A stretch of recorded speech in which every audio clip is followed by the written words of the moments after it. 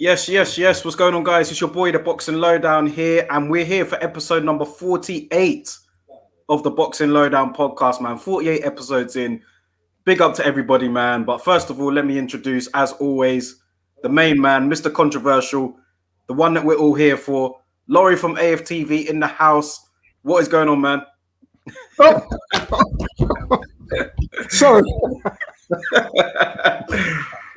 Sorry there, you know what I mean? What are you injecting there? Some of that herbal remedies, man. Illegal. It's everything straight up on the up and up. You know what I mean? I've been told I'm allowed to do it, no problem. So it's fine. It's not performance enhancing. It's just something to get me through the day. Listen, man, we're gonna have another good show today, Laurie, man. I've scrapped. You know what? Let me just do my intro first. Do you know what I mean? Everybody that comes in, you know the drill. Leave a comment. We'll happily respond to it. Drop a like on the video, share the video, subscribe to the channel if you haven't already. We're at about 840 subs now. So if I can get to that 1,000 mark, that'll be great. So big up to everybody once they come in, and let's have another good show. We got Harvey in the building as always one of the first people here. He's put, yo, what's up, guys? Hope you're both well. Good to have you here, Harvey, my brother, man. Let's get ready for another good show. Laurie, I had the agenda set. I was going to write an agenda for the show, as I do for every week. Do you know what I mean? Always write an agenda, you know, what's happening this week, what happened last week, or speak about any upcoming fights or any news. But I just thought, you know what? F this, man. I'm scrapping the agenda today. We're just going to speak what's on our mind. We had a good conversation off air yesterday, and I thought it'd be good if we brought that to this platform today, because you know what? Yesterday was the first time I've heard you in a long time tell me how bad boxing is and the state that it's in. And I kind of felt it, man, because I'm like, yeah, listen, I've said this a lot, but it was coming from you yesterday. And I just thought, you know what? Let's just open up the platform to everybody, man. Like, say what we feel about boxing. How can we get out of this? Is this the worst year of boxing that we've had? I mean, in terms of active years, because last year for me doesn't really count because of the pandemic, but the worst active year of boxing is this year. It's been an absolute joke in terms of what we've got. And I wanted to discuss that today. So let me just read this comment from Ian Hamilton, and then we could go forward. Ian Hamilton has put here, evening, guys. Let's get going. Not like crazy things that have been happening. Yeah, for real. Laura, if you want to just elaborate, just your thoughts on the state of the game at the moment and where we are right now. Well, before I do that, can I just have a drink of my herbal tea? Go ahead, man. The lift I get from this herbal tea, it's unbelievable. I recommend you try it. Hang on. Francisco said here, good morning from Arizona. I think what Laurie did is okay because he's not in competition. And let those hands go, Laurie. Actually, my agent's trying to get in contact with Triller at the moment, see if they could get me a couple of fights. And why not, man? I mean, everyone else is doing it.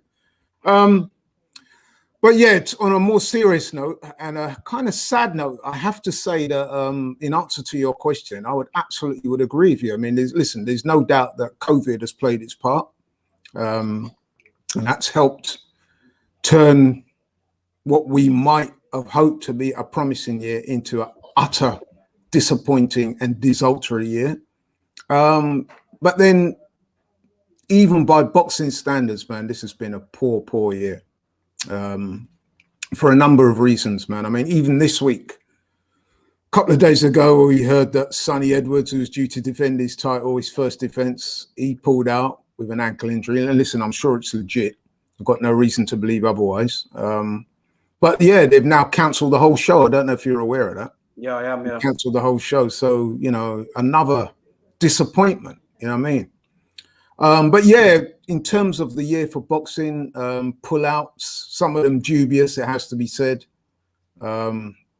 Mismatches, fighters not fighting each other, fighters playing second fiddle to YouTubers and novelty fights. I mean, even this week, you know, David Hay, a man who I got a lot of time and respect for, to me, he's sullying his reputation. Yes, he's talking about he's going to make a lot of money out of it, but you know what? Not all somebody once said to me, actually, not all money is good money. You know what I mean? And I don't know David Hayes' financial situation otherwise, but he's compromised himself, man. And that kind of sits uncomfortably with me, you know what I mean? I wanted to expect more of him. Evander Holyfield, I'm hearing, is about to fight this weekend. I mean, I don't know if any of you guys out there, you as well, Daryl, have seen footage of Evander Holyfield on the pads in preparation for this so-called fight. I saw him shadow boxing. Absolutely awful. He was losing balance, just trying to hit the pads, falling over his feet. And then in the subsequent interview that he gave, in which he was trying to sort of throw up some justification of the fight, the man could hardly string a sentence together. It was worrying just listening to him speak, let alone fighting and getting hit in the head again. And like I said, man, just the way the whole game has gone over the last year or so, man, it's the boxing's in a real dire state. And then we had last week with the Peds thing. And I was angry about that. Now I've calmed down a bit. I'm still as disappointed. I may not be as angry. May not be as emotional as I was last week. But I'm still, if anything, I'm more disappointed because, of course, not only did Oscar Valdez fail his B sample, which means he's tested positive for PEDs, we now learn that the fight is going to go ahead. Where is the integrity of this sport? There is none, you know what I mean? And it's just so disappointing, man. And it's sad. It's actually quite sad. The game is about to ruin itself. It's about to eat itself, gorge itself out of existence. You know what I mean? At the altar of money and corruption and nepotism and any other adjective you want to use, man. It's just so sad. I remember Evander Holyfield, when he was fighting way past his best, when he shouldn't have been, losing nearly every fight. Do you remember that the commission, I think it was the New York State Athletic Commission or one of the commissions in America actually, or the Nevada one, they actually withdrew Holyfield's license on the grounds that he wasn't capable enough to be competitive in a fight. They actually withdrew his license for not being able to be competitive in these fights and for his own well-being. They took it away from him, and you don't really see that often from the commissions, but they did that with Evander Holyfield, and now, like, it's an absolute circus. Like, there's a lot of comments coming in. I'm going to read them. This weekend, Holyfield stepping in place of Oscar De La Hoya, who had COVID. I saw Holyfield trying to shadow box in the rear. It just looked terrible. And the fact that this is going to be commentated by Donald Trump, because I think you told me Jim Lampley withdrew. He didn't want to do it anymore. Yeah. Jim Lampley's taken what we call an ethical stance. He's saying that now that Holyfield's involved, he believes, as we all do, that Holyfield should not be fighting. And he's saying he don't want to be part of it. And credit to him for that. I just wish people like him would be a bit more consistent, though, because it's not just Holyfield, is it? No. But yeah, man, like I said, the game's at an all-time low for me. I can't remember feeling this bad about boxing. Listen, there are some great fighters, and I would include Canelo in that, by the way. But just the way things are going right now, there's no structure, there's no organization. And the most basic principle of all with any sport, there's no integrity. In this game, in boxing, cheats do prosper. You know what I mean? The likes of Oscar Valdez do prosper. And that is sad to behold. Yeah. Go through some of these comments here. DS has put here, this is probably the first time I've generally been worried about the future of boxing. It's on the verge of becoming a circus. Harvey has said, the game is a mess right now. Absolute shambles. Ian Hamilton, the biggest problem is the TV stations and the governing bodies are getting more greedy and promoters are more worried about their fighters taking an L. What more can I say? There's a lot. There's a lot going on here, man. Conrad, if I was to write out a list of all the things that was wrong in boxing, man, I think it would be a pretty considerable list. I mean, that guy, what he said there is absolutely right. But that's just one of many problems about TV stations and governing bodies. You know what I mean? Like I said, the integrity of the sport is, well, it's not in question. There is none. You know what I mean? Last week just highlighted that. You know what I mean? You had a fighter who failed a drugs test Any other sport, you would have been immediately suspended and banned for a long time. But in boxing, not only is he not suspended, not only is he not banned, he's allowed to take part in the fight this weekend. And no one seems to be saying anything about it. Well, people like myself and yourself and some people on social, but even some of the writers, I saw Dan Raphael, no less, a guy who's supposed to be old media, supposed to be commentating and supposed to be independent and all the rest of it. And he's going along with it. Yeah.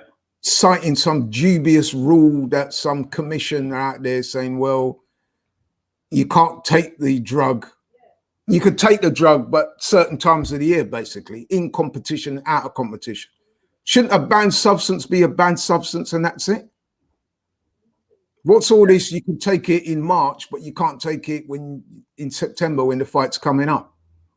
Yeah, it's just terrible, man. It's just moving the goalposts. It sounds like to me. Look, one thing that we all say, a lot of people say to reform what's been going on right now. A lot of suggestions have been made, but one common suggestion that is made amongst boxing fans and everybody else is that we're all in agreement that in order to kind of regulate everything that's going on here, you would need one governing body. Like look at, for example, the NBA or like football where you've got FIFA or, you know what I mean?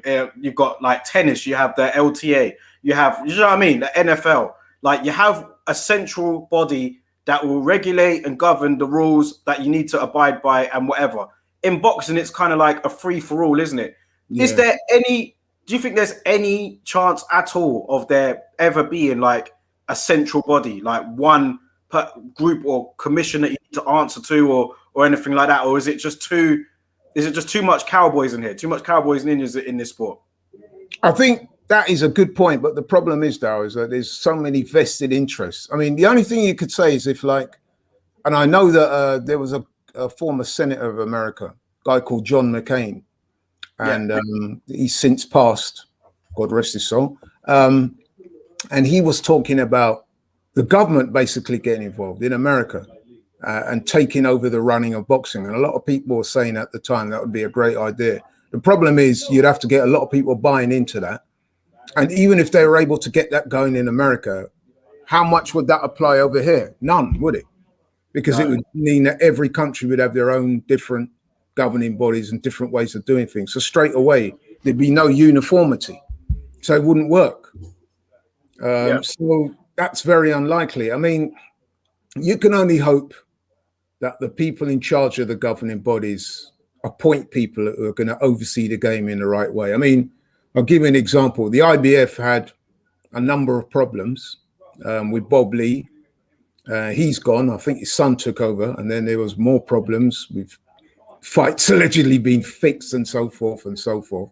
But more recently, the IBF are one of those organizations that have actually got themselves a bit together more than the likes of the WBC and the WBA.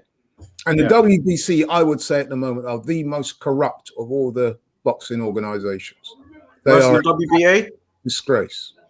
WBA as well. I mean, you saw what happened the other day with the Michael Fox thing, and he got absolutely shafted on the scorecards. And then we later learned, lo and behold, that one of the judges, who's an Hispanic lady, she's got a racist past. That was revealed by her social media.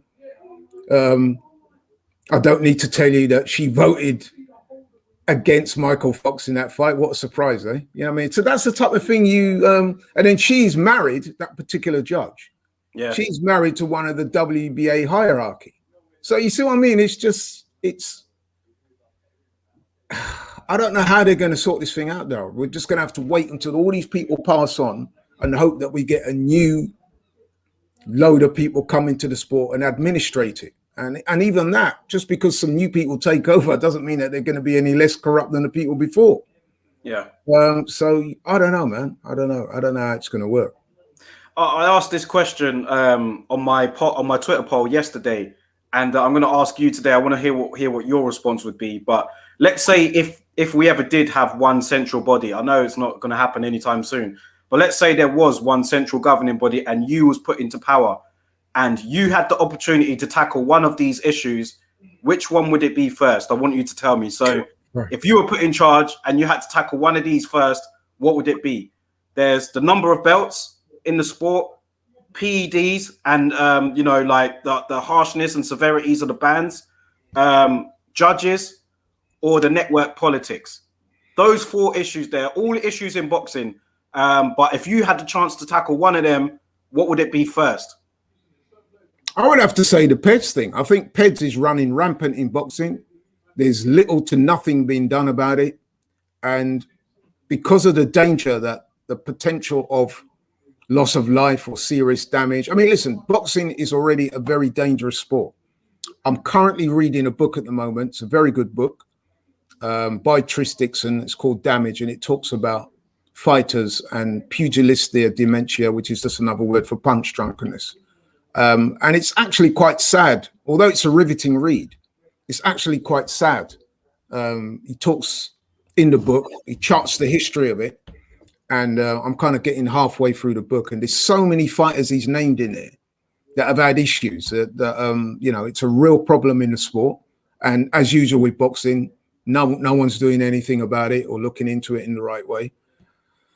So on top of that, you've got fighters. It's already a dangerous sport. And then you've got fighters who are juicing themselves up to the eyeball with all these stimulants, with all these steroids, all these synthetic substances to make them even more powerful, hit even harder, to fight longer in fights, to give them more endurance, to give them more punch resistance, you could say, when it comes to not being knocked out, but you're still taking blows to the head. And I just think that the PEDS thing is something that really needs to be tackled as a matter of urgency. And yes, the other issues you raised there, the proliferation of belts and the way that's, well, I was going to say overseen, but it's not overseen, is it? Because that's corrupt as well. But yeah, so all those other things you mentioned are serious problems. Yeah, I would say the PEDS is amongst the biggest problem in the sport right now. Did you see Oscar Valdez's interview with ESPN? He came out and he was saying that he's not a cheater. He said he's not a cheater. He said he's like, people don't know the facts, which really bothered me, because the facts are VADA caught you with an illegal substance. That is a fact. Yeah, that is the fact. Yeah. But he said people don't know the facts. He said, I'm not a cheater. If I did take anything, I didn't take it knowingly. And I didn't knowingly take anything. This is wrong, whatever.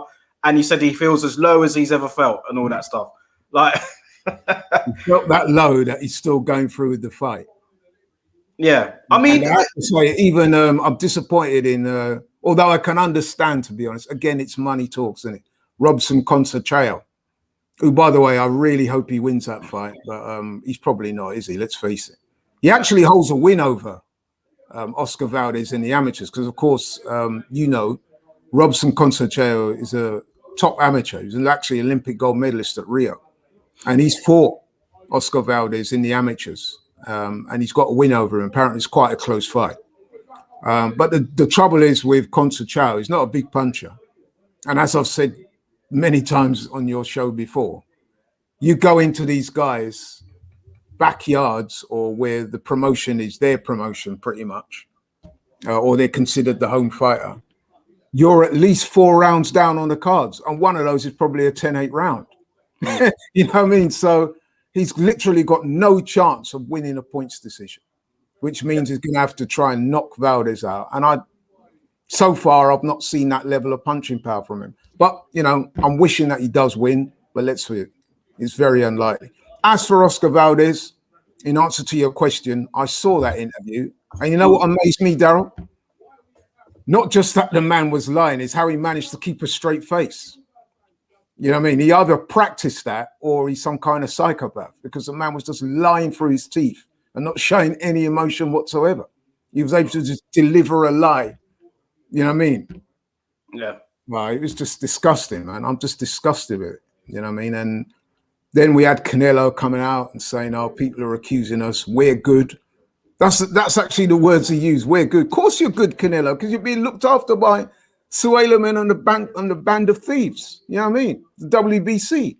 So of course you're good, Canelo. You're just laughing at everybody. And that's the thing about these guys, man. They've got no contrition of what they do.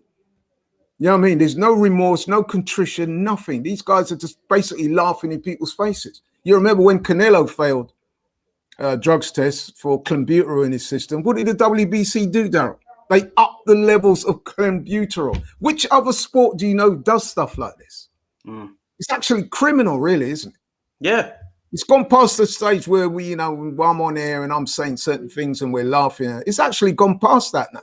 It's actually criminal activity. And I'm saying, and I said it last week and I'll say it again this week, is boxing going to wait until somebody, God forbid, suffers a fatality or a serious head injury? And then we find out that the winner, you know what I mean, the guy who inflicted that damage on the other fighter has later failed a drugs test. Then what happens? Lawsuits, governing bodies going bankrupt, the government getting involved, the police getting involved, and then boxing goes into terminal decline. Is that what's going to happen? Because I could see that, you know. Yeah. I could see that. I can't rule it out. I mean, there's a real, I know certain journalists in the trade, and they've said to me, Laurie, the problem of PEDs in boxing is rampant. It's far more problematic than most people would begin to believe. You know what I mean? And whilst I'm going to try and be a little bit positive and say not everyone is on it, because I just don't believe that everyone is on it. But, you know, nevertheless, there is a big problem with PEDs in boxing, especially at the higher levels. Because you see, at the higher levels, there's untouchables. And just below the higher level, it's actually quite expensive to enroll in VADA and things like that. So, yeah, man, it's a big deal. It's a big deal. Let's go to the comments here, man. We've got a lot of comments coming through, so we'll try and get through these.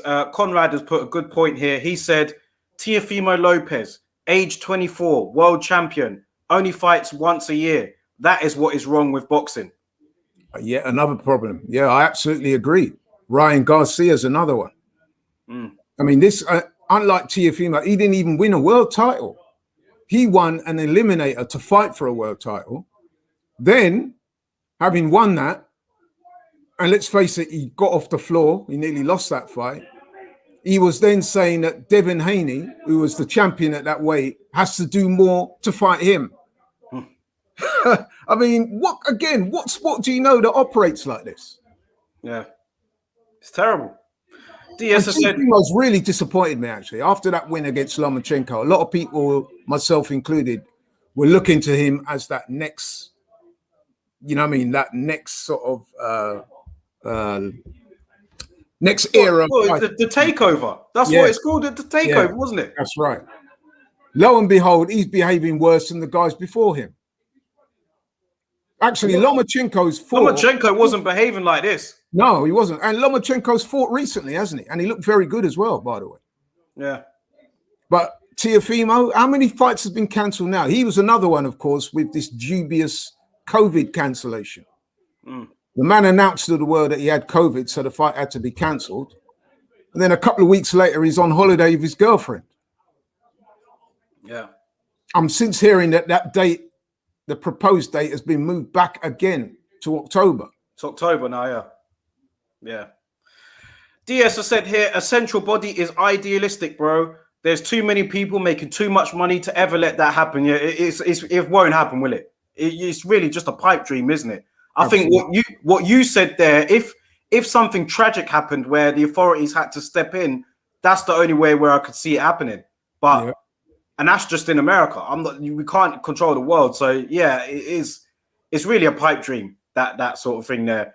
As I said earlier, Daryl, there's too many vested interests, too many people who are making a buck out of boxing. And if there was one centralized body, which is very unlikely it's ever going to happen, those guys would obviously lose out. So they're not going to commit to that. And they're probably going to take a lot of their fighters with them. And they'll probably start up their own thing anyway, which is quite easy to do. I mean, let's face it, man. Jake Paul's walked into boxing and look at that. He's pretty much... I wouldn't say taken over boxing, but you know what I'm saying. He's carved out his own niche. He's doing his own thing. He's even claiming to have a professional record of 4-0, yet he's not fought one professional fighter. Again, I ask you, what other sport could you do that? Do you think you could walk into tennis and say, I'm a professional tennis player?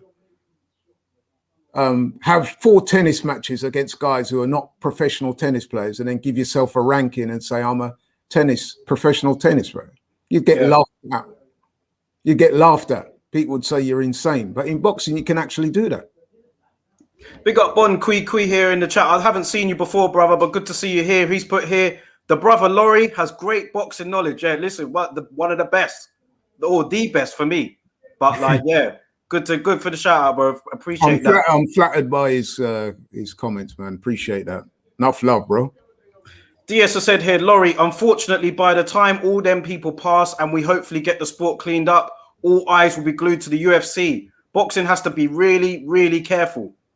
That's a great point that DS makes. And on that, it's interesting because I can actually tell you a story of something that happened in our office this afternoon. So as you'll be aware, Daryl, I work in an office at AFTV, and most of the guys, I'm probably the oldest one who works in the office on a daily basis. And they were having a little chat this afternoon, and they were talking exclusively about UFC fights. You know what I mean? Talking about Kamaru Usman versus Colby Covington coming up. They're talking about who's a pound for pound in UFC. The boxing wasn't mentioned once. These are guys in their 20s. You know what I mean? And boxing was not mentioned once. And I just kind of sat there with a rueful smile on my face thinking, wow, years ago, it would have been the opposite. Yeah. You know what I mean? But now, honestly, they were talking about Colby Covington, Kamaru Usman.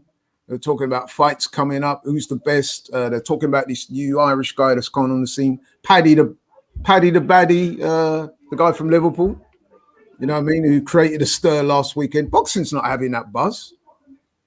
And what's their reaction when you get a guy in boxing that creates a little buzz?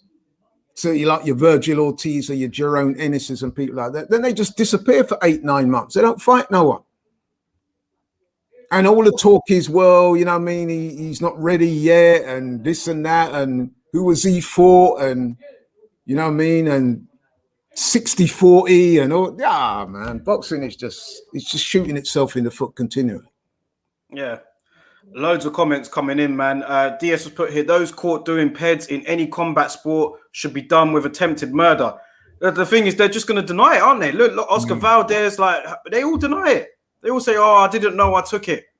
And that's the thing, isn't it? Like, it's just, you get caught, you say, oh, I didn't know I took it.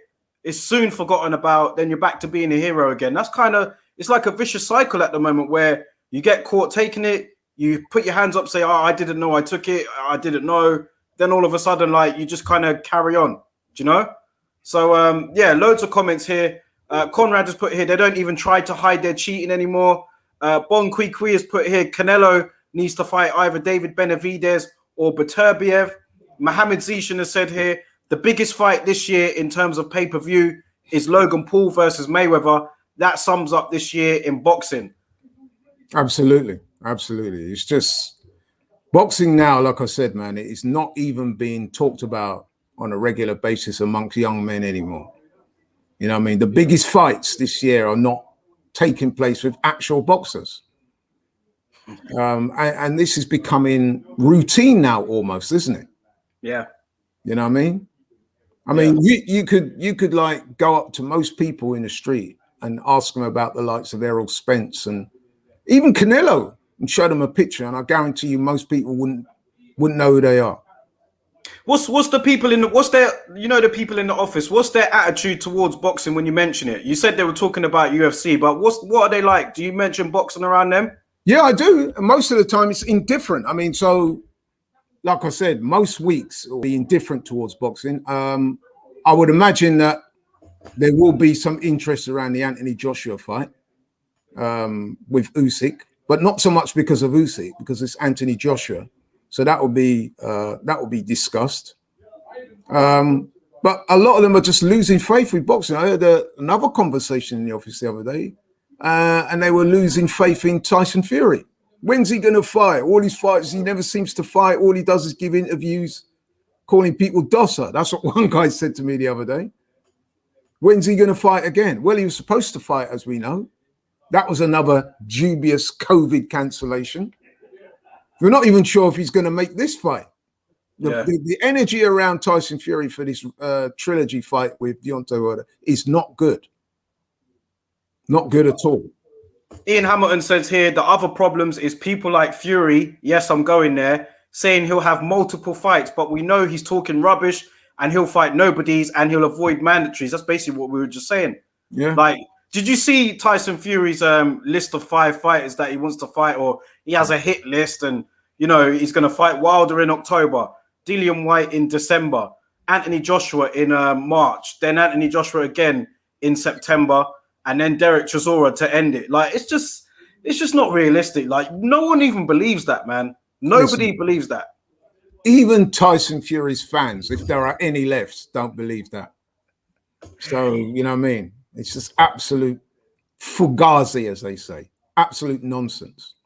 I saw his I saw his presser yesterday, or well, I didn't watch it, but I saw clips of it, and it was just the same thing. And the reaction amongst everybody online was almost unanimous. People just like, oh, this is boring. You're calling AJ a dosser. You said you're gonna smash him. You're gonna do this, do that. Like, aren't you bored of this now? Like, I don't know. Like, somebody might be watching this that's a Fury fan, and they'll be like, oh, he's got in your head rent free. Do you know what I mean? Look at him. You're rattled by Fury.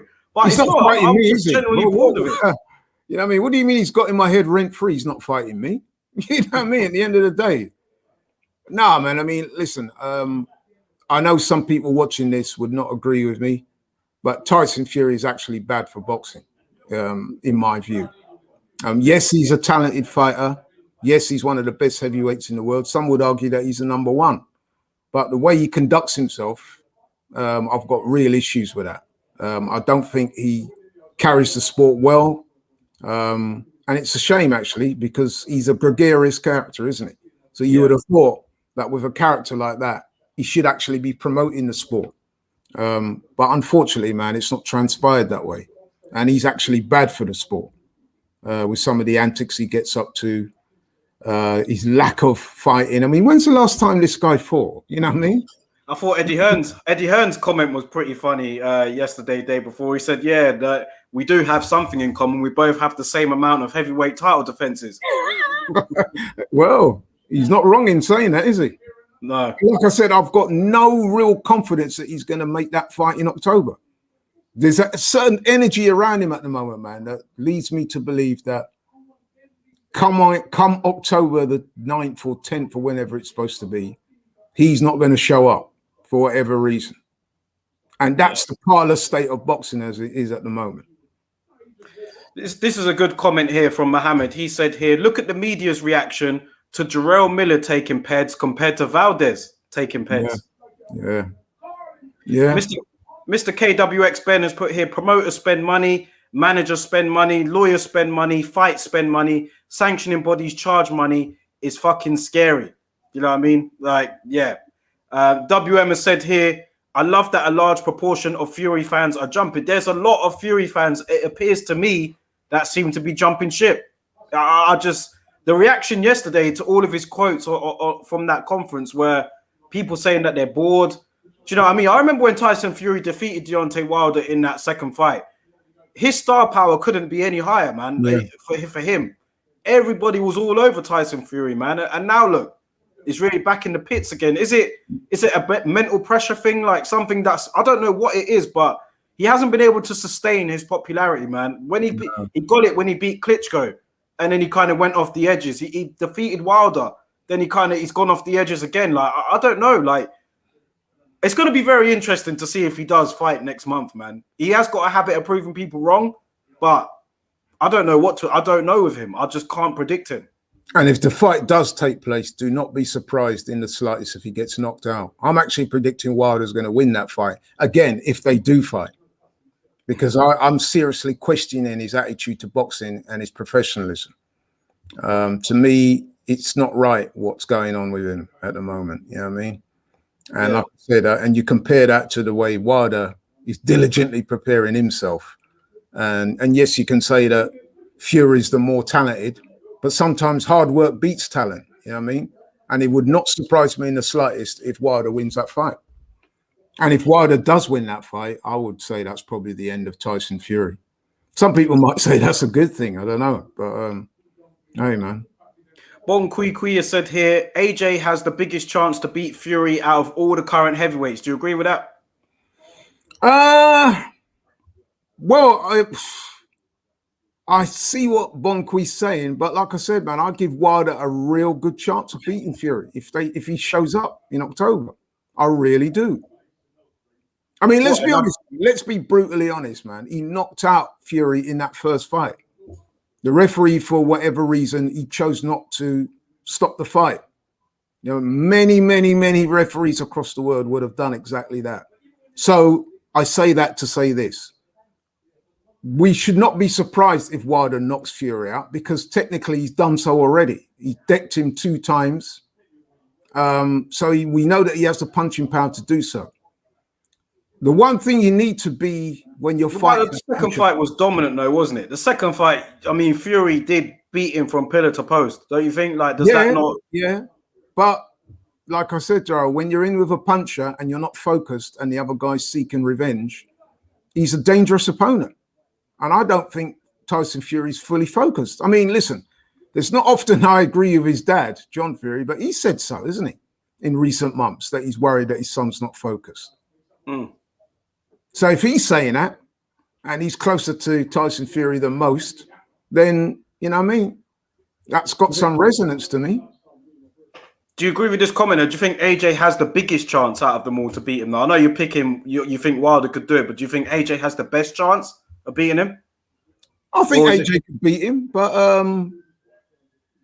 yeah, I mean, listen, man, I think Wilder's going to beat him, but AJ on paper probably does have the best chance yet. So I would agree with that. Mohammed has said here, I want your thoughts on Tommy Fury's boxing ability. What boxing ability? I'm very unconvinced, to put it mildly. But then I've got to frame that in its proper reference that I'm not the biggest fan of Tommy Fury either. But if I'm being absolutely honest, though, I've seen a few of his fights. The opponents are very poor. Yes, I know he didn't have a big boxing background in terms of amateur experience, and he's just started off as a pro. So, of course, he's not going to be fighting any killers in his first few fights. I get that. But then even his last fight that I saw, I mean, I only saw the highlights. He was fighting a guy. He wasn't. Well, he had physical advantages in every possible aspect. Height, reach, weight. Yeah, I mean, I think they said that guy that he fought started off as a welterweight in the UFC. Yeah. You know what I mean? Yeah. And he looked terrible. By his own admission, to be fair to Tommy Fury, he actually said he described his performance as dog shit. You know what I mean? And I would have to agree with him, man. He was terrible from what I saw. And on that type of form, he better not fight Jake Paul, man, because he'd lose. And I'm being honest. Jake Paul looks technically more proficient than Tommy Fury. How about that? So, wow. Ian Hamilton has said here, yes, Laurie, speak the truth. Fury is awful for the sport. I've never resented someone in the sport more than him. I'm still praying that he signs for AJ, just for AJ to brutalize him. I'm just saying. Yeah.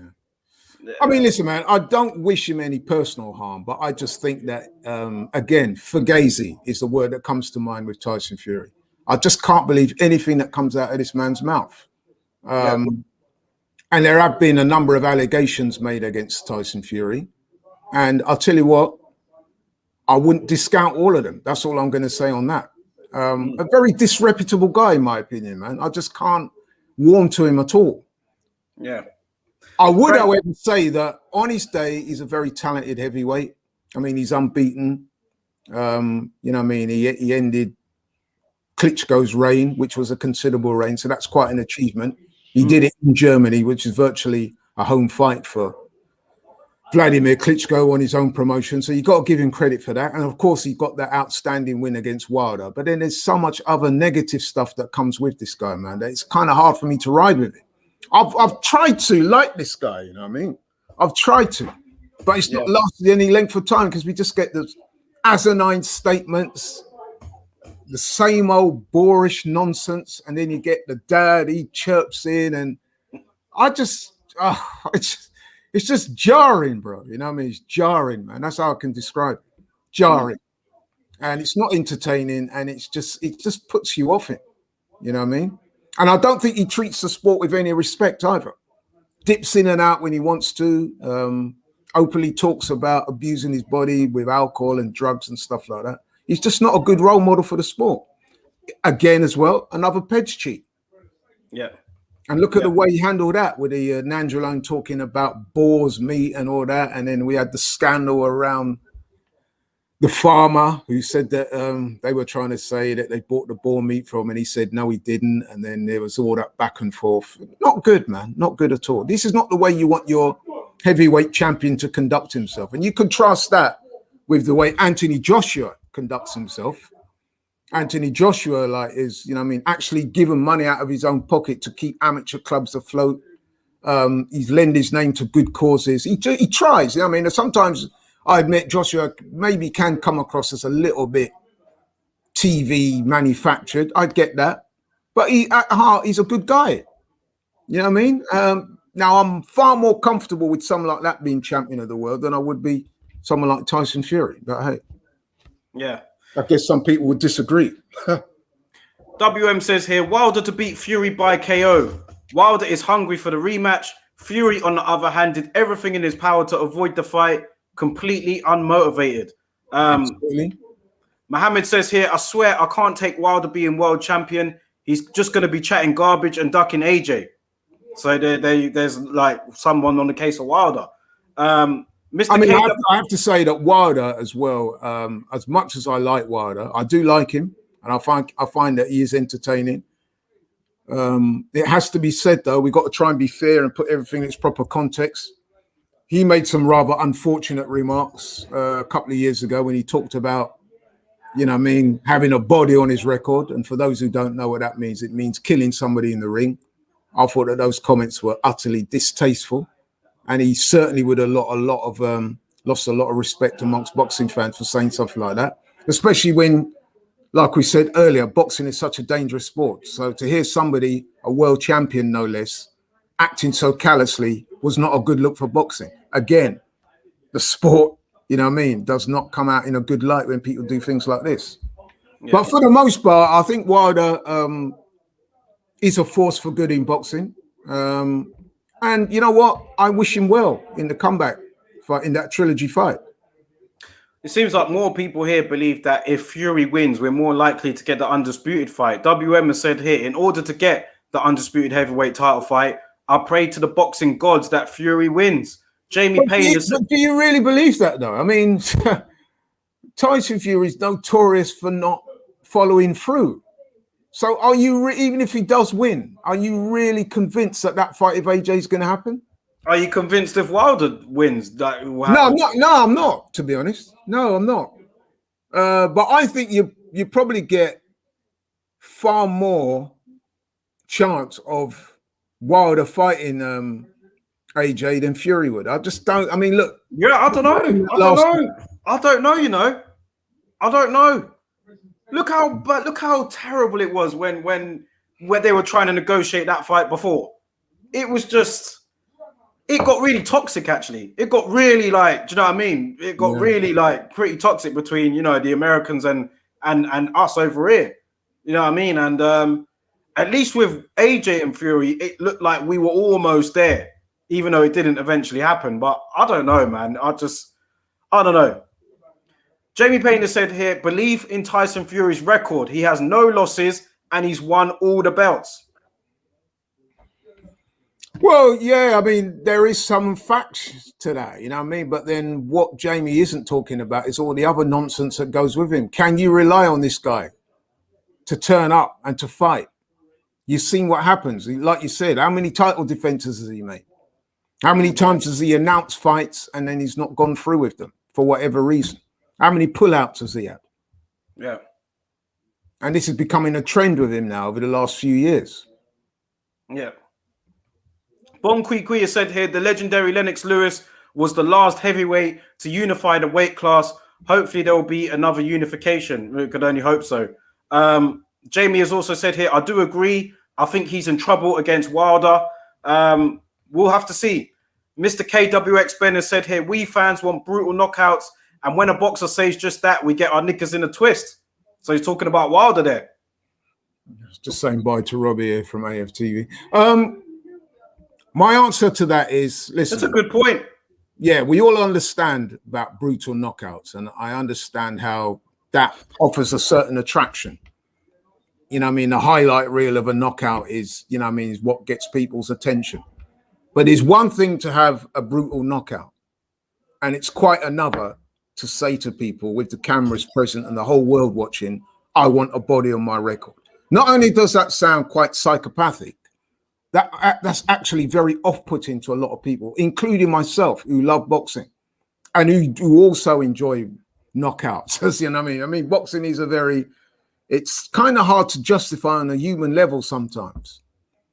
But what you don't want is one of the main protagonists talking in such a callous and offhanded way. It does nothing to enhance the sport. If anything, it just detracts from the sport. People looking at it thinking, what kind of sport is this where people are openly talking of killing people? I mean, listen, you talk about brutality. I mean, even as a boxing fan, I would have to say that even boxing is probably not quite as brutal as MMA and UFC. And I can't remember hearing too many UFC guys talking those terms. I think I've heard Conor McGregor say, actually, that he's going to kill someone. Again, I don't support that type of thing. Yeah. Mr. KWX Bennett said here, McDermott beat Fury. Watch that fight. Yeah, I did. I remember watching that, and yes, he did. He did. Yeah. Michael Maxwell said here, the beating that Wilder took is the sort that shortens careers. He took a beating in that second fight, man. He did, didn't he? Yeah, he did. But then lots of fighters have taken beatings and have come back and have done big things. Yeah. It's when a fighter is taking continual beatings or coming to the end of their career and they're getting in these hard, knock them down, drag them out fights, that's when the concern sets in. So up until that night against Fury, I'd never seen Wilder get hit so much and get beaten up that badly. So, you know, I mean, we'll see how he gets on next time. But yeah, all you can say about that is we'll see what happens. Let's talk about Tyson Fury's mate, Billy Joe Saunders. He came out today in a TalkSport interview and he said that, you know, he's basically on the brink of retirement. He's not looking to come back unless he gets that rematch with Chris Eubank Jr. So, yeah, we probably won't see Billy Joe Saunders in the ring because me personally, I don't think they're going to be able to get that fight over the line. I just think that they're just so far apart in terms of negotiations and who's the A side and who's not. And, you know, if Billy Joe Saunders, if that was his last fight against Canelo, well, let me get your thoughts actually on, you know, on those comments that you said and your thoughts that if it is his last fight, how do you rate his career? Do you think that fight will happen with Eubank as well? I think it could well happen because as we've spoken about on this show, money talks. And I think what Billy Joe Saunders is being quite clever in, he's throwing that sum of money. I think he said he wants a minimum of 5 million. Otherwise, there's no fight. He realizes he's coming to the end of his career. He's never been the most professional or the most, you know, I mean, dedicated to his craft. He probably doesn't want to fight on too much more times. He thinks he can beat Eubank. He's beaten him already, although it was a very close fight. So he's probably saying that will be my swan song fight. And if you want the fight that badly, pay me the money. So in a way, I can understand why he's saying that. You do have to question somebody who's openly talking about retirement, because as my friend and your friend Shane said last week on this show, once a fighter starts talking about retirement, it probably means that they're halfway out the door already. Yeah. So interesting. I could see that fight getting made. You know, I can't. I could see it getting made. I'm not saying he's going to get 5 million or anything like that, but I think that, yeah, I mean, I could see somebody putting up some money and trying to get them to, because it would sell, wouldn't it? It's a genuine grudge match. The first fight was very close. Both guys are probably past their best. Certainly Saunders is past his best. Eubank is still, you know, I mean, still fighting. He's got a fight coming up. But I don't think Eubank is really going to hit those heights. I think we've probably seen that already by now. So this fight, in a way, makes sense in a similar kind of way as if Amir Khan and Kell Brook announced that they were fighting each other. I'm sure that would be a big night in boxing. Yeah. So the Eubank Billy Joe Saunders, like I said, it's a real grudge match. These two guys genuinely hate each other. Sometimes you can see grudge matches where you're wondering if the hate is a little manufactured. Not in this case, man. Some of the insults that these guys have exchanged is like real gutter level stuff. And so, yeah, I could see that fight happening. In terms of Billy Joe Saunders' career, if I had to use one word to sum up his career, I would probably say unfulfilled, because I don't think he's hit the heights that he should have hit.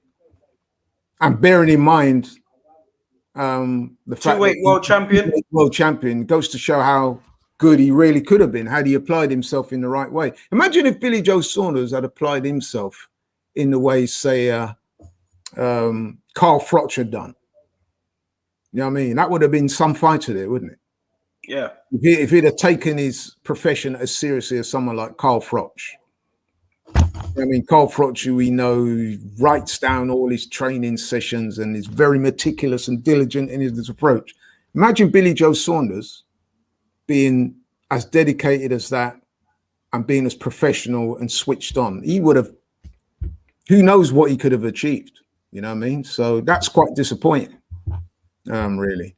He had a very good amateur career. As a professional, you know, he's beaten the likes of Andy Lee, Chris Eubank Jr., David Lemieux in a fight where some people thought he might lose that. Two-weight world champion, WBO at middleweight and at super middleweight. When you look at those numbers, you say to yourself, listen, if I was to have a boxing career and it ended like that, culminating in a fight against a pound for pound number one fighter in the world, according to many, not everybody, that's not a bad career, is it? But the fact that we're mentioning that we could have seen more shows what kind of talent he had. Yeah, I mean, like you said there, I mean, he represented Great Britain at the Olympics at 18 years old. And yes, he didn't come back with a medal, but we all know he was an outstanding amateur who had beaten some top amateurs, Americans, Russians, and people like that when he was an amateur at a very young age, turned pro. Only lost that one fight to Canelo. But I think the disappointment about Billy Joe Saunders, his career never really kicked on, did it? So if you look at his resume, he doesn't have the names on there and the big fights that you would have wanted. You know what I mean? And even when that second world title he won, I mean,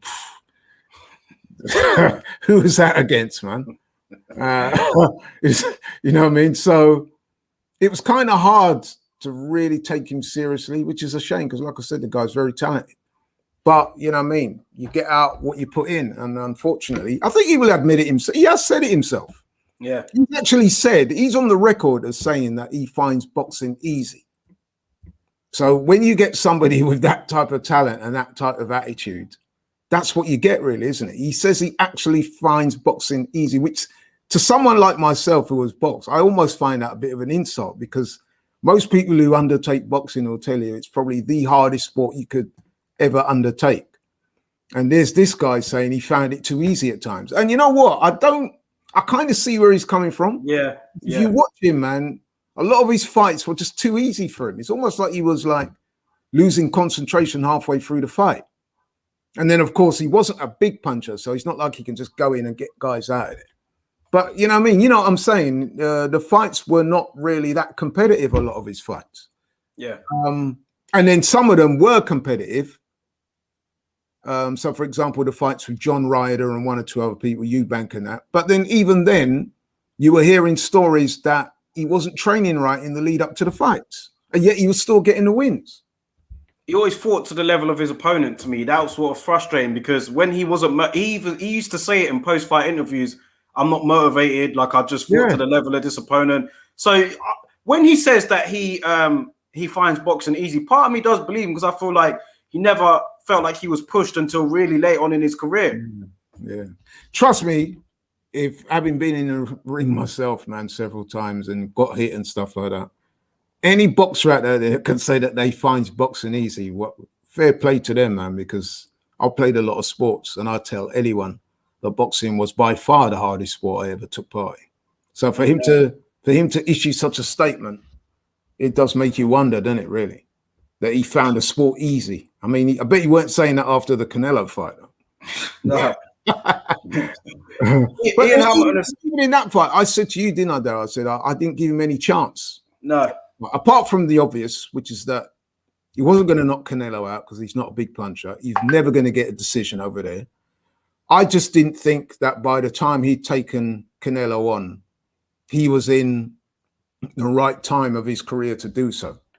Because by that time, the rot had already set in. You can't really fight a guy like Canelo, as good as he is, and all the nonsense that you've done prior to then, you're going to say, right, this training camp, I'm going to give it everything and expect to beat a guy like Canelo. It doesn't work like that. It's years and years of perfecting your craft and doing your due diligence, making the weight, living the life outside the ring and all that type of stuff. That's what happens. You know what I mean? That's what the elite guys do. Jamie says here, Kid Galahad mentioned Billy Joe as the most talented person he's met alongside Prince Nassim Hamid. And he's been around a lot of talented fighters, Kid Galahad, especially around that gym. So that goes to show. Yeah, I think he did shout out Kell Brook as well. I think he said Kell Brook was up there as well. But listen, if he said Billy Joe in that, I think the interview that he's referring to was one with Tris Dixon. I think I did see that. But yeah, he did definitely mention Billy Joe. And so, yeah, listen, man, I'm not surprised because, like I said, I remember when Billy Joe Saunders fought Andy Lee. And I remember in the lead up to that fight, a lot of people saying it's going to be a 50-50 fight and this and that. You remember that fight? He was boxing Andy Lee's ears off. Decked him one easy. If anything, he should really have gone for the stoppage in that fight. Yeah. But he didn't. You know what I mean? The David Lemieux fight. Okay, I know that there was some controversy surrounding the nasal spray and all that lot. But when he fought David Lemieux, I honestly thought that David Lemieux might beat him. Because coming into that fight, again, he'd been in and out of training, he'd blown up between fights. And I was thinking to myself, you've gone all the way over there to North America to fight David Lemieux, a known puncher, a motivated guy. And I remember at the time, David Lemieux was saying, look, I really want to beat this guy. I want to knock him out. So he was properly motivated. And yet still Billy Joe Saunders went in there and literally played with him. Yeah. Played with him. That's how good he was that night. So, and there's not many middleweights who could have done that to Lemieux. I know Triple G had beaten Lemieux pretty easy. But then again, Triple G at that time was considered one of the elite fighters. So for Billy Joe Saunders to go over to North America, stand him on his head like that, absolutely beat him with ease. That was a very, very impressive win. But again, he didn't build on that, did he? No. When he fought Willie Monroe, I thought that might be competitive. Again, cleaned his clock, beat him easy. Yeah. Mr. KWX Ben here said, is there anything wrong with Eubank? I mean, in extending his left hand to throw strong jabs. So basically, he's implicated here that Eubank Jr. doesn't throw enough jabs. Maybe I don't know what he's learning with Roy Jones, but you know, we're yet to see how that relationship develops. Even with Roy Jones, though. Well, he was for that fight, wasn't he? I don't know. Yeah, but I mean, I've seen pictures of him in the gym in recent weeks, and Roy Jones is nowhere in sight. And he was living with Roy Jones, and I get the impression that he's not living in America anymore.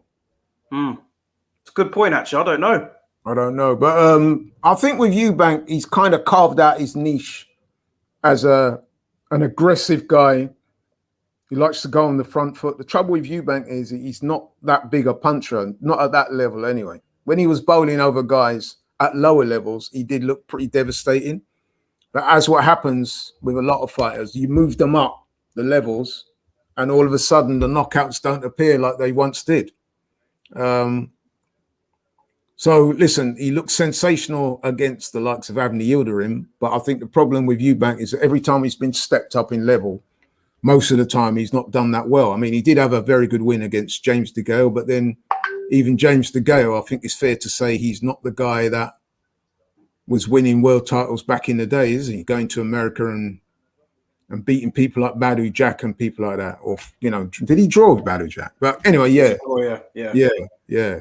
He didn't fight that version of James DeGale, the James DeGale that was going over to America and winning world titles. He fought a James DeGale that was very much towards the end of his career. That said, he got the job done. And he still does have a career out there. We still don't know really how good he is, but I don't think his skills levels improved at the rate I would have liked to have seen it. What do you think? I have to agree. I think what you said about him first off was that he's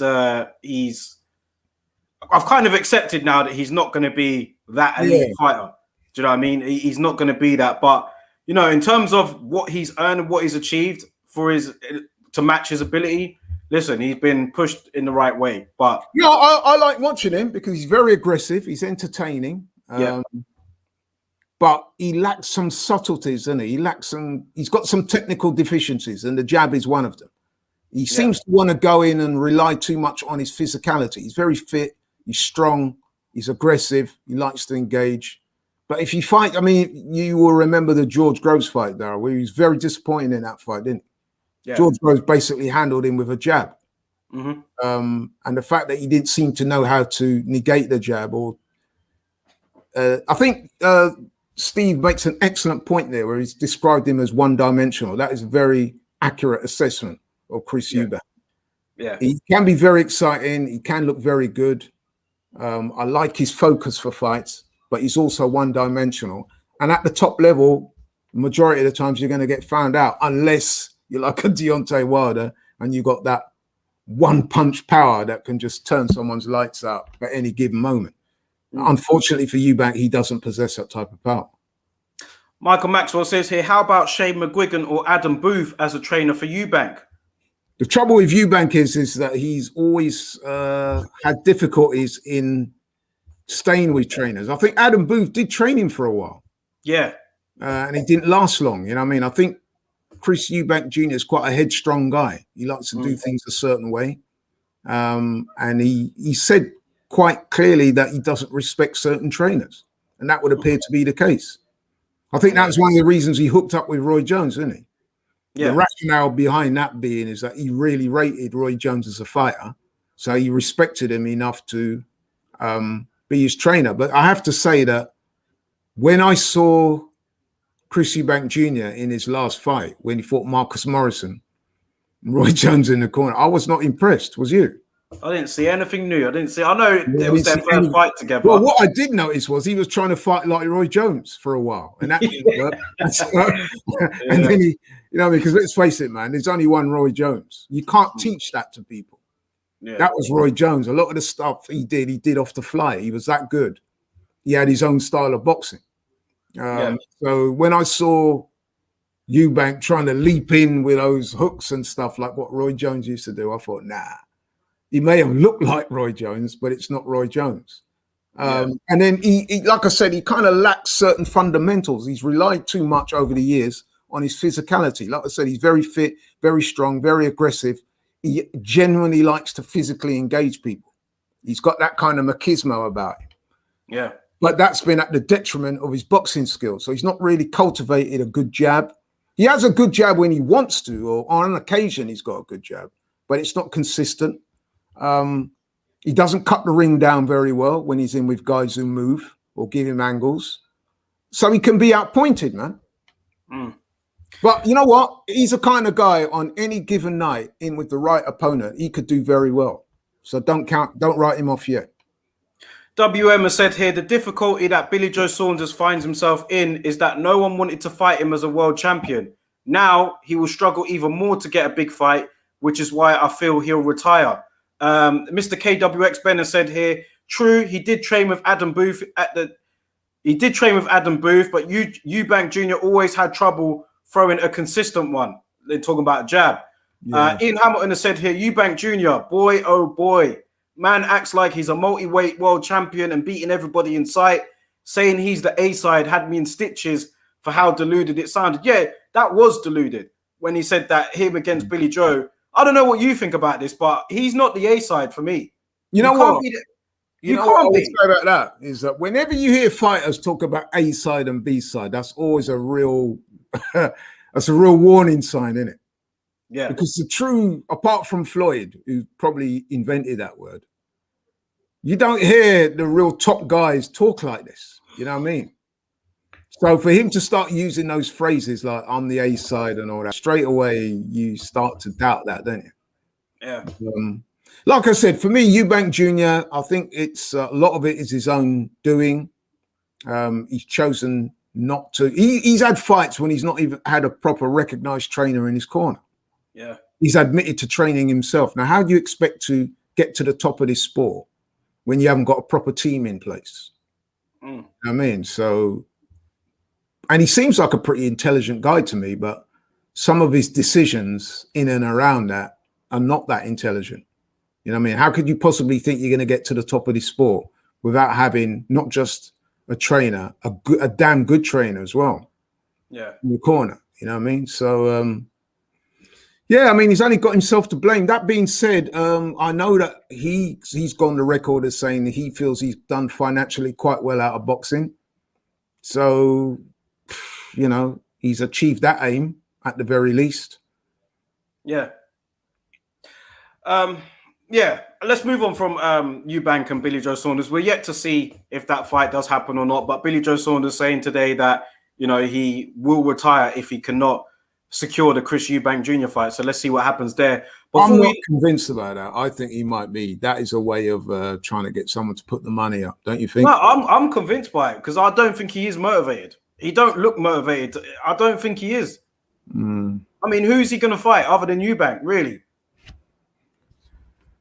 That's a good question. Yeah, I think he probably is suffering from lack of motivation. And of course, he just lost that massive fight with Canelo and got injured in the process. So, and he probably got well paid. Well, he did get well paid for that. So, yeah, I would agree with you there. But I don't think that's the last we've seen of him in the ring. I mean, it could be one of them that as soon as the money starts to dwindle, he'll be back in the ring. So I don't think he'll retire off the back of a loss to Canelo. I think he'll definitely want to come back. And I reckon him saying that he's retiring now is just, he's using that as leverage to up the rate. I honestly think that. I can see him definitely getting back in the ring again. We'll see. We'll see. But before we close out today, I want to speak about quickly the show last weekend. Josh Warrington against Maurizio Lara. And yeah, I wanted to get your thoughts on that main event. Obviously, unfortunately, it was ruled as a no contest after a headbutt in the second round.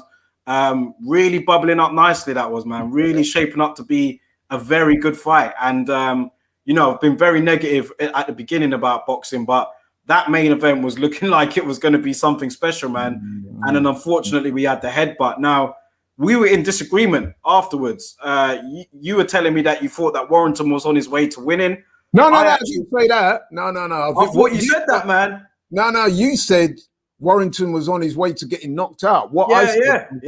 I didn't see enough to show me that. I felt that Warrington won the first round. There wasn't a whole lot of action that took place, but Warrington started off very cautious. I thought he nicked the first round. The second round, Lara was starting to come on, but again, he was a bit wild and a bit woolly and a bit reckless. And then the heads clashed. I was kind of, it's unresolved, isn't it? They need to do this again, really. But I can see where some people like yourself were saying that Lara was starting to assert himself a little more. He landed a couple of shots. One of them did seem to get Warrington's attention, but then he also landed a left hook on Lara that seemed to get his attention. One thing I said, it was inconclusive. Yeah, it was. There's little to go by off the 2 rounds. I know it's hard to really go by it that much, but just for me, I said before the fight that Warrington can't afford to get emotional in this fight. And when I said that, I meant letting the crowd get him up and, like, you know, get him really in the fight and maybe did get into the trenches and trade with Lara. And there were times where, you know, Warrington, you could see he's got more ability than Lara. You can see that. But there were times in that, even though those 2 rounds, like I saw when Lara threw a punch and it hit Warrington, it moved him and it didn't even partially land fully. I mean, it hit the gloves, but it was still moving him a little bit. And I just thought, you know what, the longer this goes, man, I don't know, because Lara wasn't fazed by that atmosphere at all. Not at all. So no, that's true. I don't know. I don't know, man. Like, it's hard to say because it was only 2 rounds, but they probably shared a round each as well. But yeah, that's how I had it. I had, like I said, I thought Warrington. Look what Conrad said here. I agree with what Conrad says. Yeah. Maybe he should move on. Well, he might have to because those cuts were really bad. I mean, when that fight ended, I don't know if you noticed, Daryl, but you could see quite clearly that Lara was motioning to his cornerman to stop the fight. In fact, at one point, I think he even pointed and said, tried to call the referee over himself, or he was certainly gesticulating in that type of way. And I was thinking, right, he's trying to get out of the fight. The cut's that bad. But then when they showed the extent of the cut, it was a terrible cut. So I can't blame him for that, actually. So, yeah, I mean, it was inconclusive. I gave Warrington the first round just about. He was very speculative, come up with, put the earmuffs on. He looked kind of nervous, as he would do. I mean, if you just, fighting a guy again that had blown you away previously, you're bound to be a bit speculative and nervous.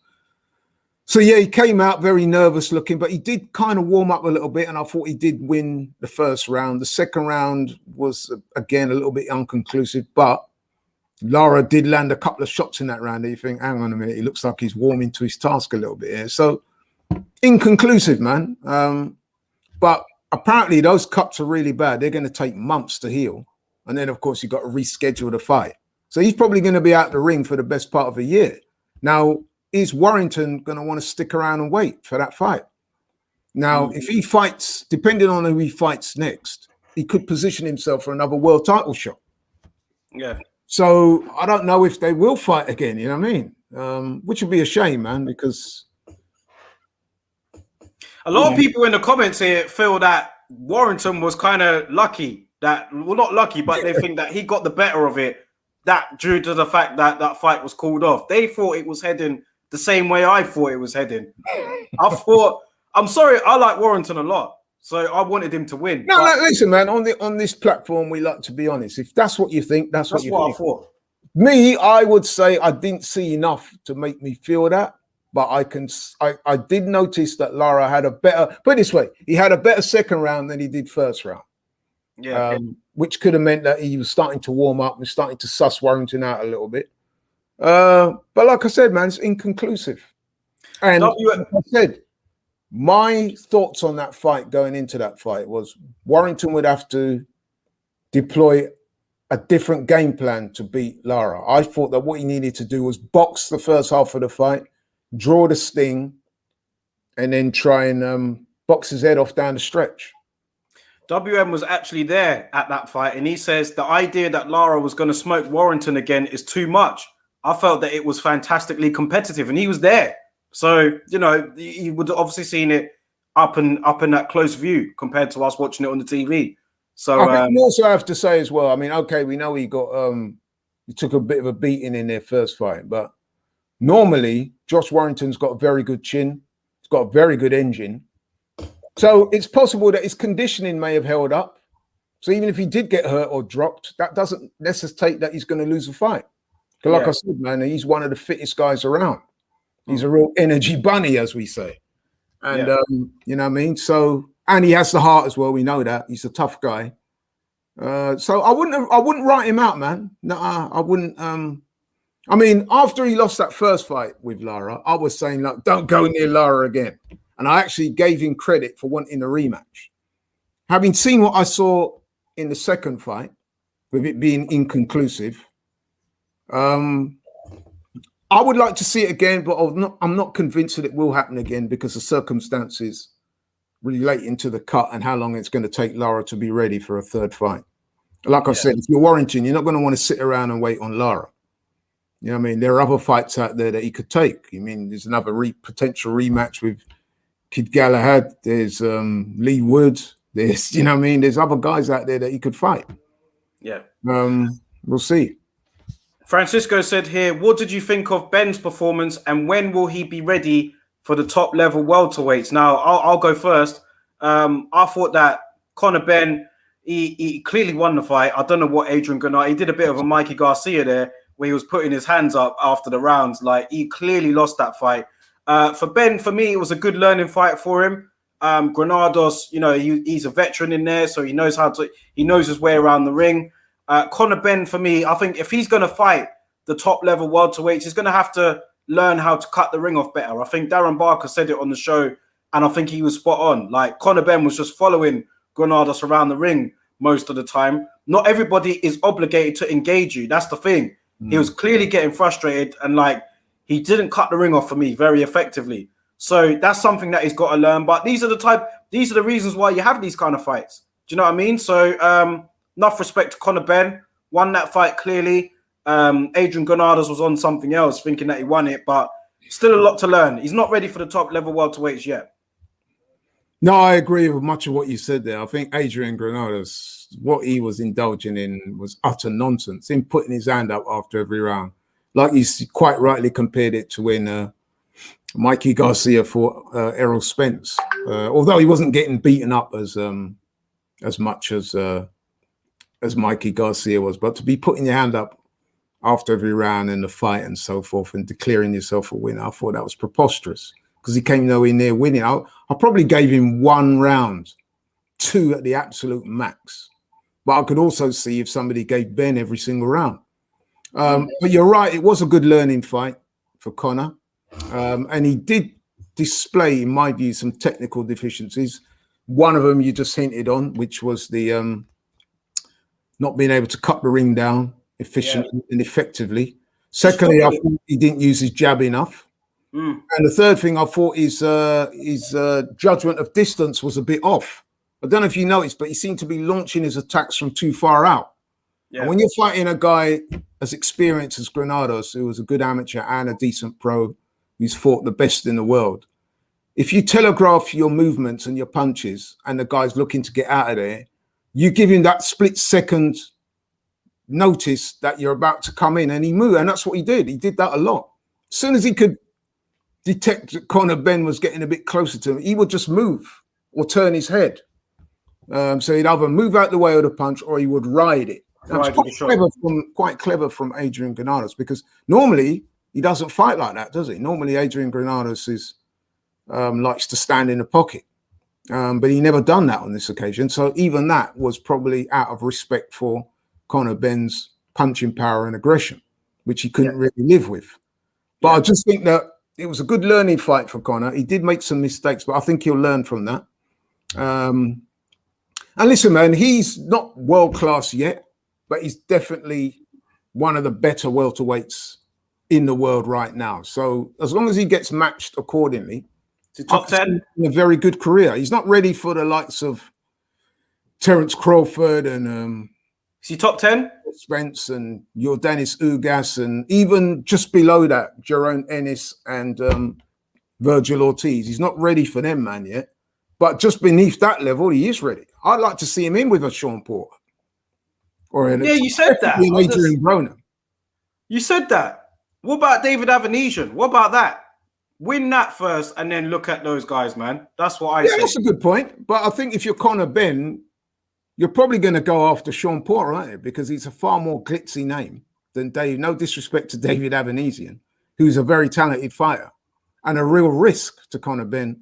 So if you were in Conor Benn's corner or his brains trust or his manager or promoter, and they gave you 2 names, Avanesian or Adrian Broner or Sean Porter, 3 names, who are you going to take? Avanesian's going to be at the bottom of that list, I would have thought. Yeah, absolutely. Yeah. But you know what? When you get to world title level now, at that point, all bets are off. You're going to have to fight one of the better guys. But he's still building, man. He's still building. I mean, like I said, for me, if I'm Conor Benn and I'm his promoter, manager and stuff, I'll be trying to pursue a fight with Adrian Broner. Because I think Adrian Broner is tailor-made for Conor Benn. He probably stops him. I think you lot need to leave Adrian Broner alone, man. He's not fighting, man. He's not active. He's not really, do you know what I mean? Yeah. Chasing after Khan, chasing after Broner. Come on, man. Them 2 guys they're not in the ring, man. Like they're why don't you go for someone else? Apart from Avanesian, you've said Avanesian. Who else would he go for? I don't think Porter's a very good shout right now because he's looking to fight Terence Crawford, it looks like. So he's going to be taken up soon. But I think Conor Benn could beat Sean Porter. I really do. I don't. Yeah, no, you said that. No, I mean, listen, Sean Porter is a very tough guy, very experienced, well conditioned, but he's not a particularly skillful boxer. We've seen that, and he's not a big puncher.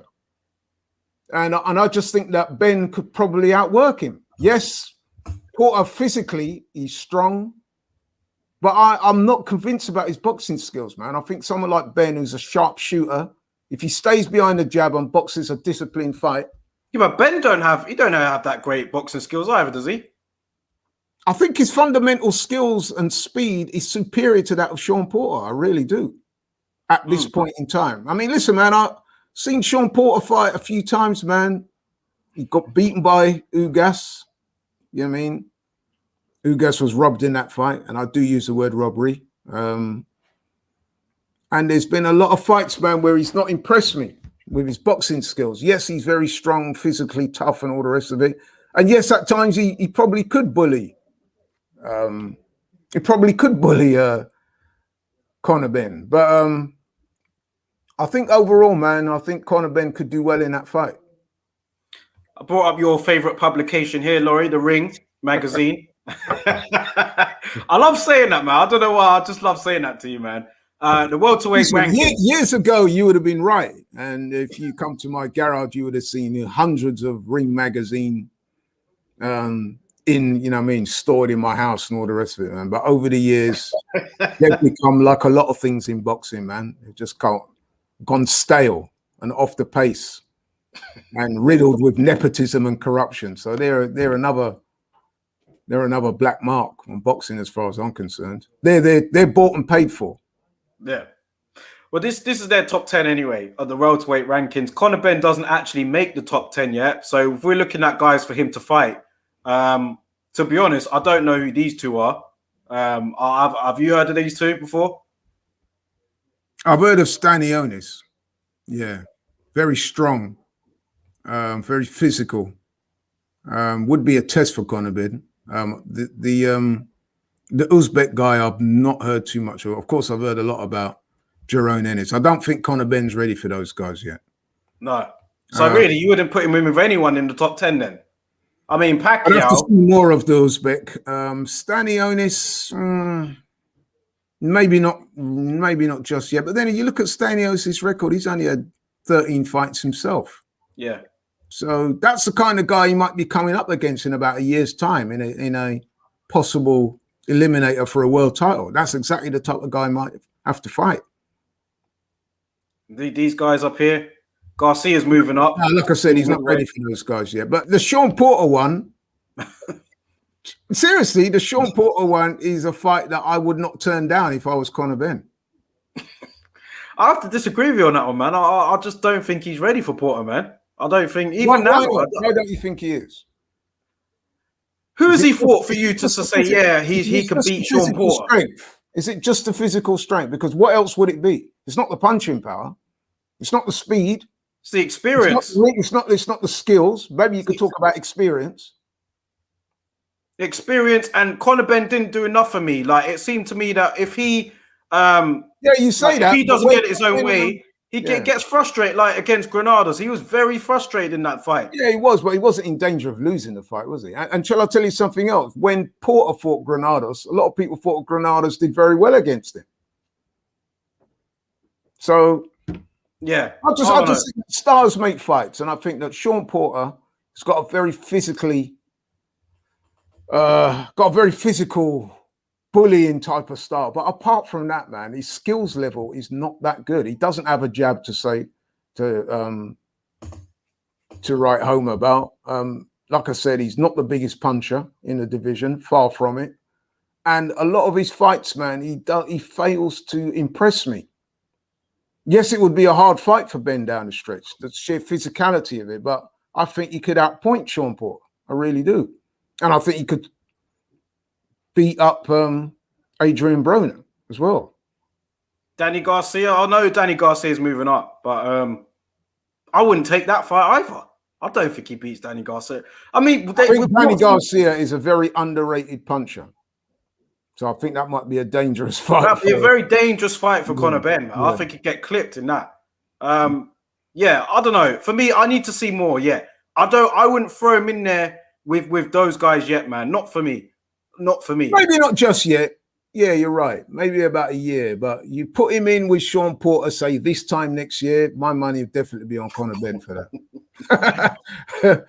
Yeah, 100%. If he, as long as he's improving at the rate we're kind of seeing him improve at the moment, he's got the skills, man. He's got the speed. He's got the youth. He's got the energy to beat a guy like that. It would be a hard fight for him. It would be a test, but I'd fancy him over 12 rounds, man. I would. Interesting, man. Well, listen, before we go today, because I know you've got to go, I'll just to open up the show, we were speaking about, you know, what's been going on in boxing, like how bad it's been, but let's try and close the show on a positive for boxing in terms of, like, we do have some fights to look forward to.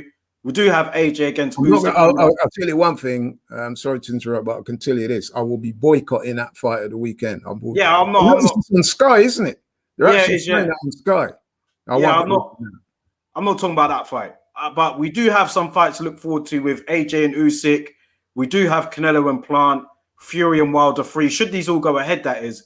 Fury and Wilder 3. We do have Teofimo Lopez and Cambosos. So there are some fights to look forward to over the winter schedule. Let's just hope that they take place. We have some good guys on the way up, like Jerome Ennis and Virgil Ortiz. They're saying all the right things. They're looking very good. So despite of everything, you know, there are some positives to look at in boxing, and it can recover from this slump that it's in. But at the moment, it just feels like it's all over the place right now. But would you agree that there is a lot of positives to take as well in the game? I would say that there are positive in terms that there will always be good fighters coming through. And you mentioned two of them there, Virgil Ortiz and Jerome Ennis. But, you know, when are they going to fight? I mean, to be fair to Virgil Ortiz, he fought recently. He took on a very good opponent in the Green Machine. Good fight. He won that convincingly. But when's Jerome Ennis going to fight again? I think he put out something saying he'll be fighting in October. Okay, because we need to see him back in the ring again.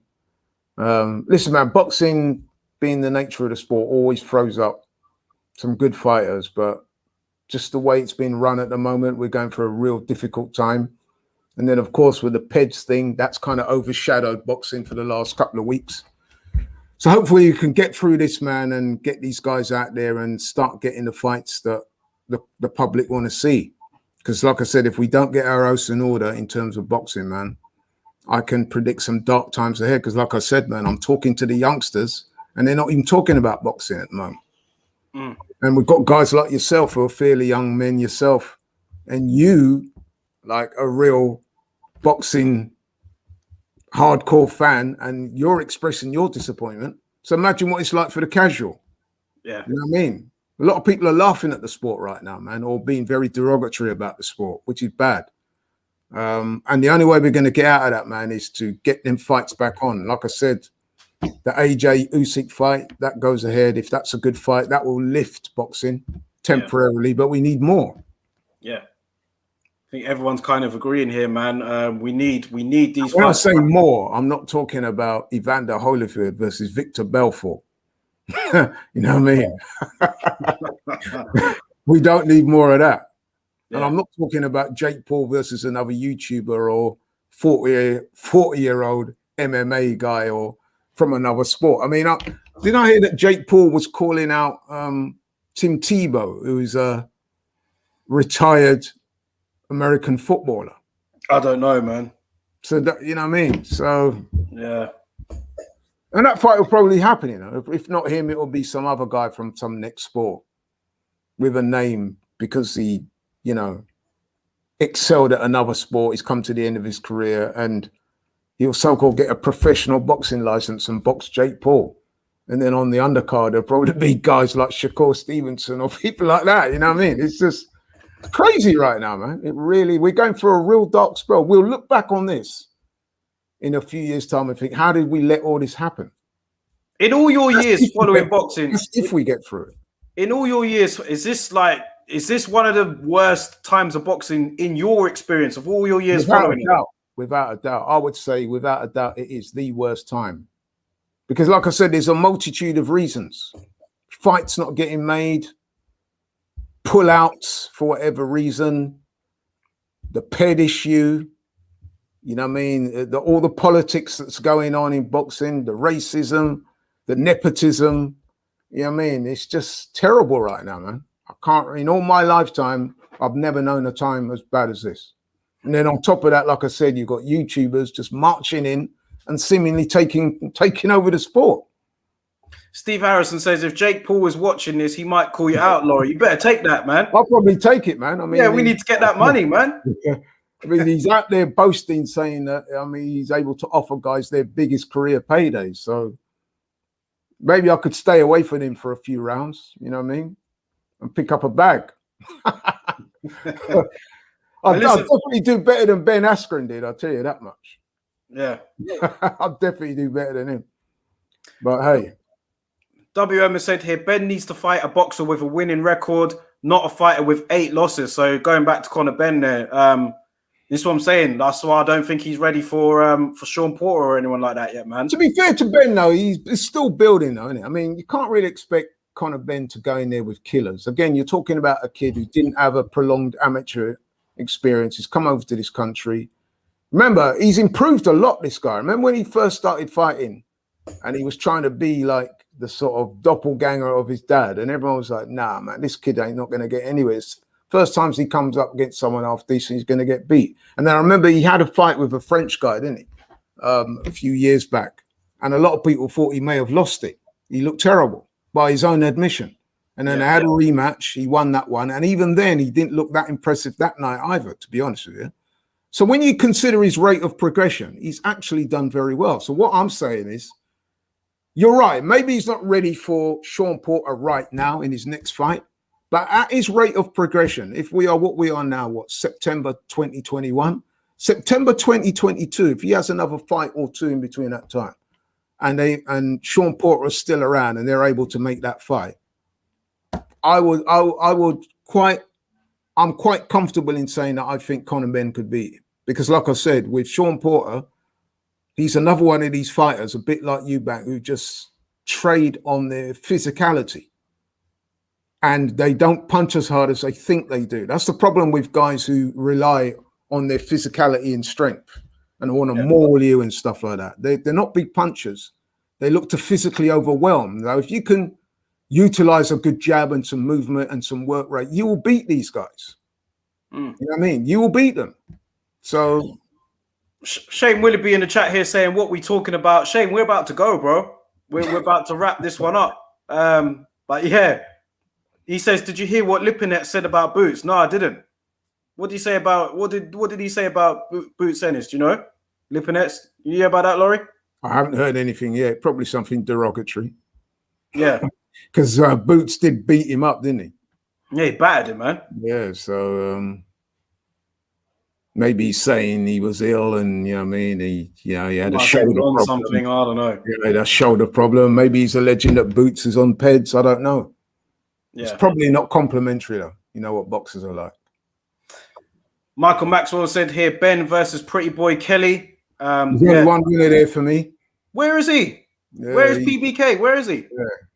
Hey, see, that's the thing about boxing, isn't it? I remember about a year or so ago, or even less than that, people were saying that this is going to be a major fight for Britain. Now, that fight, you would have to say fairly comfortably, you'd fancy Ben to win that. Yeah. The way that Kelly folded against Avanesian, you couldn't really make a case for him beating Conor Benn right now. WM said here, there's absolutely no way he fights Porter anytime inside the next 2 years. He's calling out a way over the hill Amir Khan. That's the level that Ben is at right now. Shane Willoughby said here that Lipinets said that Boots is the best fighter at welterweight. Wow. And he said that Boots will beat everyone at 147. And he said that he has to move to 140 because he took on the best and lost. Wow. Well, you know what? Fair play to Lipinets for being honest. You know what I mean? Yeah. Because a lot of times with fighters, we see it with even the great ones like Manny Pacquiao, full of excuses. It's my shoulder, leg cramps, the ring. You know what I mean? I couldn't get going. I don't know what happened to me. I'm not making excuses, but I just couldn't get going. And the ring was too small. The ropes were too slack. My shoulder was hurting, leg cramps. You know what I mean? So fair play to Lipinets. I mean, let's be honest, man. When we watch that fight, basically, Jerome Ennis beat him up in every round and then knocked him out. It was a thoroughly dominant performance and a very impressive performance. But I was saying that initially because I've got so used to boxers making excuses now. I just thought that he was going to go down that Manny Pacquiao route and refuse to give the opponent any credit. But fair play to Lipinets for that. But I mean, listen, man, I don't know if Ennis is the best right now, but he's certainly one of the hottest youngsters around in the moment. I'd love to see him in a fight with Virgil Ortiz. I do give him the edge, actually, over Virgil Ortiz, because I think defensively he's more sound. But, it's a great fight. But I wouldn't write Virgil Ortiz off either, because he's shown that he can come through adversity. And he's got a great body attack and he can punch. And he's also very quick, got a great jab himself. Good body attack. So that's a mouth-watering fight. I just hope that we get to see it. Yeah. See, this is the thing, man. You know what I mean? Yeah. WM has said here, this is the first time that I've disagreed with Laurie.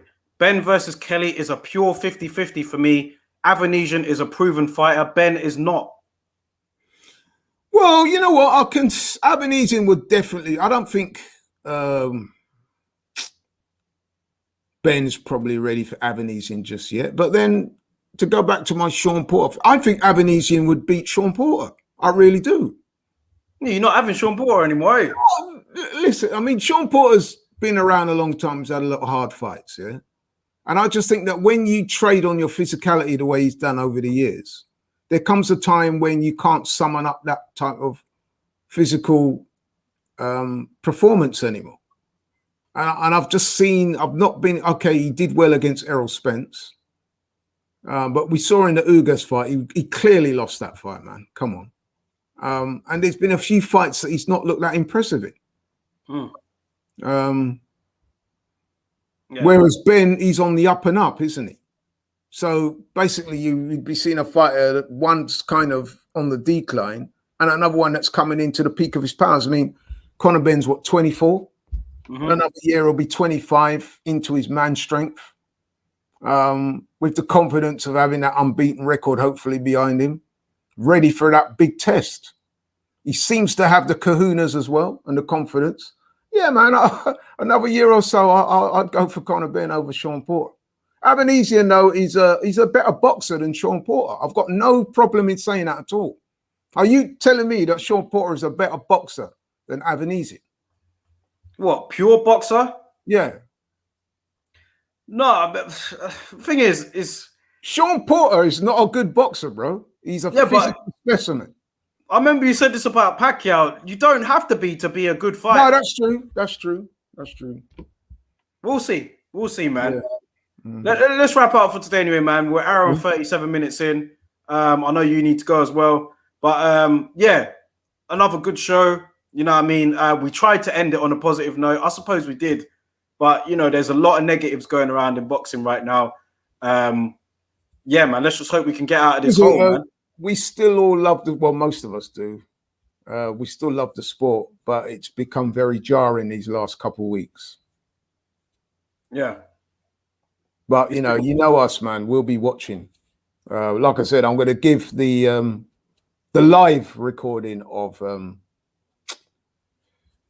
Valdez. In fact, I'll go as far as to say I'll only watch it if Conceicao wins. Yeah. But Valdez, he's a disgrace to the sport. And he should not be boxing this weekend.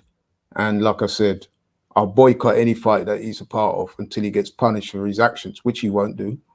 Like I said, if he will, I won't watch the fight live. And like I said, I'll only watch the whole fight. I mean, I'll probably come across highlights on YouTube, but I'll only watch the whole fight if Conceicao wins. Because I'm just disgusted with people like Oscar Valdez. They are ruining the sport. Well, listen, man, thank you as always, Laurie. We'll have another show next week, of course. But for those of you in the chat, big up to everybody. Thank you for joining, staying with us, man. Hit that like button on the way out. Don't forget, share the video, subscribe to the channel if you haven't already.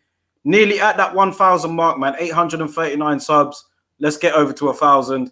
And all of you guys, man, have a great weekend. Enjoy the fights if you're going to watch it. And we'll catch you all next week, man. Peace. Don't forget the herbal teas.